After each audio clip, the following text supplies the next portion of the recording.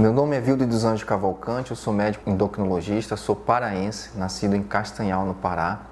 Depois eu fiz a faculdade em Belém, na UFPA.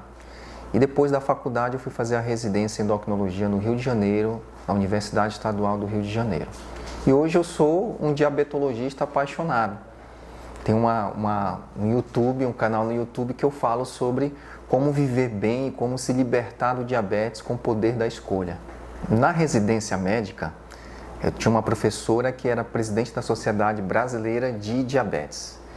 E ela era tipo aquele filme O Diabo Veste Prada, mas no bom lado. Ela nos ensinou, mas era muito Caxias. E eu aprendi com ela muito sobre essa doença, e ela sempre dizia que essa doença iria lotar muito os hospitais no futuro e que era uma doença avassaladora. E por ter tido uma ótima professora, ela deixou a marca, que é a marca da semente que fez crescer, que cresceu. O mais comum é o diabetes tipo 2, que é aquele diabetes que vem com o envelhecimento, com o avançar da idade. Ele é 95% da população de pessoas com diabetes. Por que eu digo pessoas com diabetes? Porque a gente não pode, nem deve dizer e taxar o paciente que tem diabetes como diabético, tá? Porque uma vez ele pode também deixar de ter diabetes. E quando eu digo diabético, eu estou priorizando a doença, eu não estou priorizando o paciente, eu não estou olhando o humano. Então o mais comum é diabetes tipo 2. Depois, o diabetes tipo 1.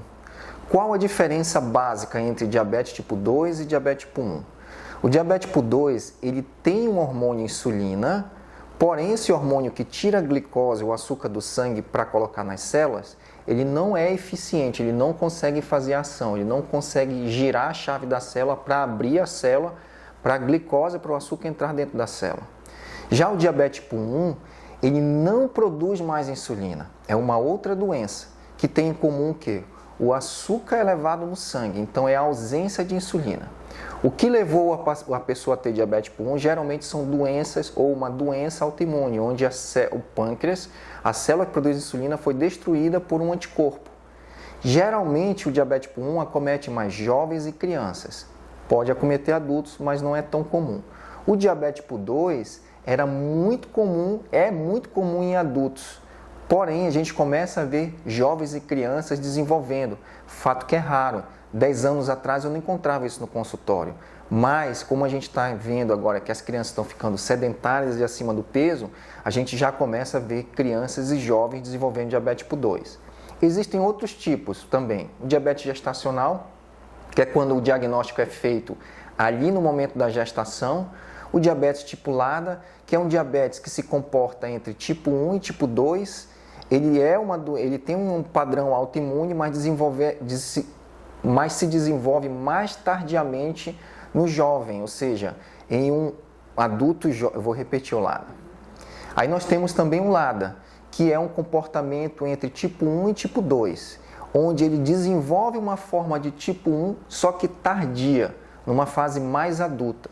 Também é um pouco mais raro, mas a gente também atende aqui no consultório. E outras variedades do diabetes, MOD 1, MOD 2, MOD 3, até o MOD 14. E os mais raros ainda, mas o mais comum é o tipo 1 e o tipo 2. O tipo 2, ele é decorrente de um estilo de vida. 20% é uma influência genética. Digamos, o seu pai e sua mãe têm diabetes, você tem uma predisposição a desenvolver o tipo 2, 20% em média. Porém, os 80% é aquilo que você pode modificar, mas você não modificou. O seu meio, o seu estilo de vida. E aí a gente herdou o fator genético, porém permanecemos com o padrão do meio dos nossos pais. Comendo errado, sedentário, estressados. E esse ambiente que nós chamamos de diabetogênico fez ativar aquela predisposição genética e a gente passou a desenvolver sim o diabetes tipo 2. Então tem tudo a ver com isso que você falou, com o estilo de vida. O diabetes tipo 1 é uma coisa meio obscura. A gente sabe que tem uma certa influência genética, porém os fatores que levam às doenças autoimunes, a medicina ainda não tem um consenso completo. A gente sabe que tem fatores ativadores dessas doenças autoimunes, desses anticorpos. No caso do diabetes tipo 1, existem anticorpos que combatem a célula que produz insulina. Esses anticorpos podem ser ativados por outras doenças, como infecções, né, infecções do quadro infantil, como viroses. Inclusive, até agora, na época da pandemia do Covid, a gente sabe que o Covid está sendo um fator que está desencadeando, ou seja, a gênese do diabetes tipo 1. Ele pode ser esse fator ativador de doenças autoimunes. Mas não é, como eu falei, não é tão comum igual o diabetes tipo 2. Mas são doenças diferentes que têm em comum o aumento da glicemia, ou seja, da alta concentração de glicose no sangue. E impulsionar e ensinar seu filho com firmeza, com positividade, certamente ele vai passar e não vai nem perceber que isso é algo ruim na vida dele. Porque imagina uma criança de 2 anos desenvolvendo diabetes e que se o pai diz que é importante aplicar insulina e chama a criança para participar do processo e ela entende que aplicar insulina é tão rotineiro igual beber água e se alimentar de forma saudável, isso vai fazer parte da vida dela. Tanto parte da vida dela que é algo natural quando ela atingir esses 11 anos, 15 anos, porque é a vida que ela conhece. E ela vai se tornar uma criança extraordinária. A gente sabe que quem tem diabetes tipo 1, que é bem controlado, pode viver a quantidade de vida como uma pessoa que não tem. Basta ter essa visão diferenciada. A reversão, o que é? É controlar o diabetes a níveis normais, a sua glicemia ao nível onde você normalizou, sem medicamento. Não precisa de medicamento para controlar mais, mas ele se encontra naquele estado de adormecimento da doença. Porém, se ele volta a ter hábitos ruins, volta a ter ganho de peso, a doença está lá só esperando e ela volta com tudo. Então pode ter a remissão.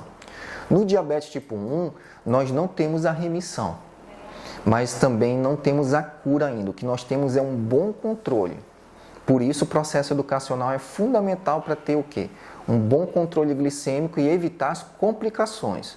O diagnóstico da criança geralmente é mais fácil dos pais entenderem. Primeiro porque assim, a criança ela já começa um quadro perdendo peso, urinando muito, pedindo muita água para os pais.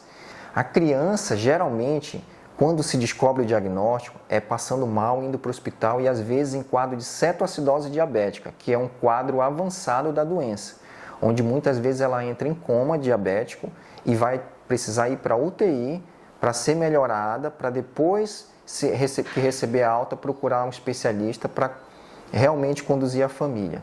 Mas, na maioria das vezes, o que acontece é esse quadro avançado, onde a criança passa mal e precisa ir para o hospital. Já o diabetes tipo 2, o quadro ele não é típico. O paciente passa, às vezes, 3, 4, 5 anos sem sentir nada. Às vezes, até mais. Porque é uma doença silenciosa. E quando ele vai sentir, às vezes, depois de 10 anos, é que ele vai começar a sentir essa mesma sintomatologia da criança, boca seca, urinando muito, tá? Dores no corpo, perdendo peso, mas isso depois de alguns anos. E quando o diabetes chegou num nível tão alto que começa a desidratar ele. Então, na maioria das vezes, no diabetes tipo 2, ela é silenciosa. Ou quando ela aparece, é porque ele já está com alguma complicação ocular, renal, cardíaca. Recado de esperança, porque as pessoas recebem a mensagem, o diagnóstico como um luto. Na verdade, eu digo que diabetes é um puxão de orelha, né, que a pessoa toma para dizer: ei, eu estou aqui, agora cuida de você para você se tornar mais saudável. Você não era obrigado a ser saudável. A partir de hoje, você agora tem uma obrigação com você mesmo de ser mais saudável.